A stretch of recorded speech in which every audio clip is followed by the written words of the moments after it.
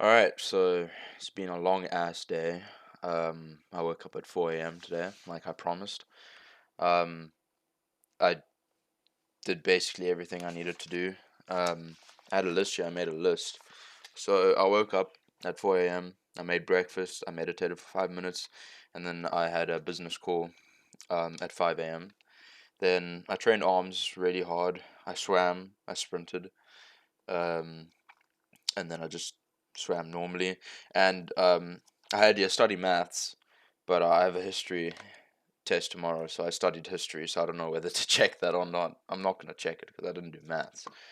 But I still have to read for 10 minutes and journal random thoughts. But today has taught me that um, I think when you're in the process of trying to improve yourself, I feel like that term just doesn't sit right with me. Trying to improve yourself has such a kind of a cringe negative connotation nowadays. This like black pill, improve yourself. I think I'm gonna just say when you're trying to get better, because I think that's a very simple way to look at it. Because improving yourself is very selfish in my opinion. Just getting better, social interactions, academically, emotionally, like that's, yeah, it's self improvement, but it's it's broader, and I like that. So I'm gonna say in the process of getting better, I think it's really important to not throw yourself into the deep end. If that works for you, then good for you. But for a lot of people, it doesn't. Um, but kind of ease yourself into it with a little bit of chaos. See what works, see what doesn't, see where you fall short. Right? Because that was a different approach that I took this time. Is that I said to myself and I promised myself. I said I'm going to do this, this, and that. And I knew, I didn't tell you guys, but I knew I was going to fail at some point at some things. For me, it was the swimming and the meditating and the journaling and the reading. So when I found that out through giving myself freedom to fail, I now know where I have to set boundaries, written boundaries, and limitations. Because I know I can train hard at the gym. I know I can wake up early. I know I can make breakfast. All of those things I didn't have a problem with. But the problem was like the academic and the emotional kind of side to things, right? For the most part, except for swimming. So when you're trying to better yourself, give yourself the freedom to fail. Say, okay, I'm gonna give it my all, and what falls first? Because eventually you're going to stagnate. Your progress is going to stagnate. You're going to lose motivation. And when you lose motivation, what do you keep doing despite the loss of motivation? And what like falls off? And when you realize what falls off, you know what you need to push harder on yourself, right?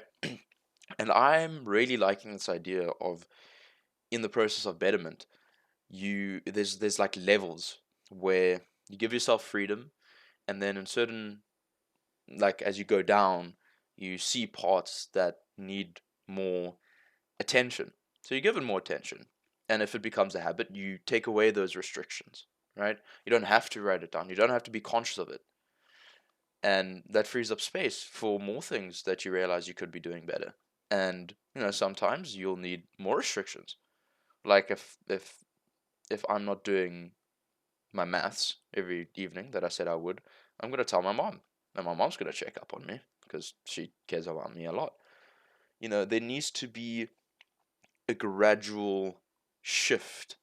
Because what I think where it fails most of the time with a lot of people is when you go into bettering yourself and you set restrictions immediately, you fail because you will fail, but you fail at the same time. If you know what I mean, like when you fail at one thing, you kind of just stop. For most people, so it's like a total failure. Where if you give yourself the freedom, right? I didn't have a problem eating my breakfast, training hard, journaling. I don't have a problem with journaling. Waking up early, I don't have a problem with that. So you see, four things went well, but only like two things failed. So now it's you see how I've got four votes in the right direction and two things I need to fix. Rather than these two things failing and I assume these four failed as well, because together now I think they're in the same system. You're treating it like a system when it's not. They're separate things. They're separate parts of your life. So when you take this whole process of getting better as one ecosystem in a block, I think that's a very narrow way of looking at it. Separate them, because there are different parts of your life. And you could be an amazing athlete, but you don't know basic arithmetic, which is, if that's your calling in life, that's fine. But if that same athlete put being good at academics and being good at sport on like the same page, then even though he was getting better at sports, the being bad at academics would bring him down. Because when it's in the same system, if you're only getting 50%, and there's nothing else to work on, it's just this one system. You don't have like multiple systems to work on.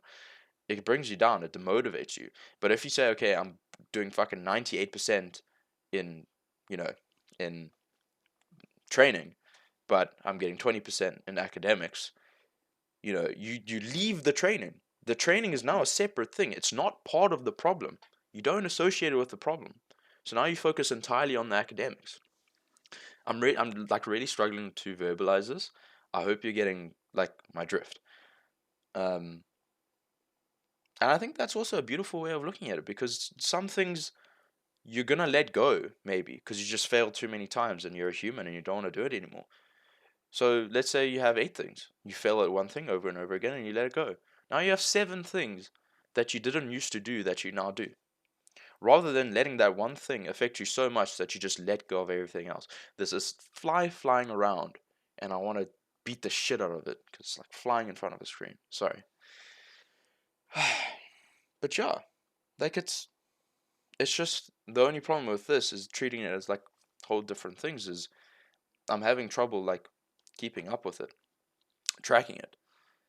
Um, but if you want to take this approach, it's really easy on the mental. It's really easy to just keep going because you treat everything as its own entity. And that's what I journaled is. Today I'm grateful for my friend Keegan. I was writing this in Afrikaans, which is a local language here. It's like you guys learning Spanish in America. Um, and I wrote because he's just chill like that. Because he is. I love Keegan. He's just chill like that. So I was physically tired because of waking up at 4 a.m. I just wasn't having it. But honestly, it wasn't even that bad. And I said I'm going to wake up at 5 tomorrow, which I am. Because I said so. And I had a question of the day here. But, and I'm going to write this in my journal. But I was thinking, like, I'm minimum getting like 40 views on a video and maybe like a comment or two.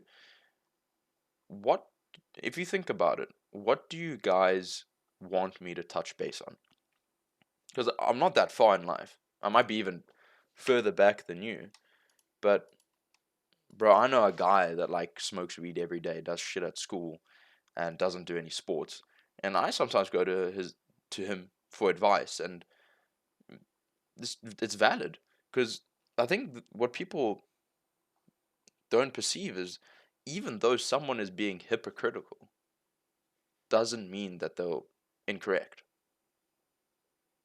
Like their advice can still be valid, even though they aren't taking their own advice. Um, it's a different way of looking at it. Because hypocrites are right. You know what I mean? Like, it's just, yeah. So, yeah, that's it. It wasn't a very long video. Actually, it's 9 minutes, but and a bit of a waffle. But I hope I could help you realize a few things.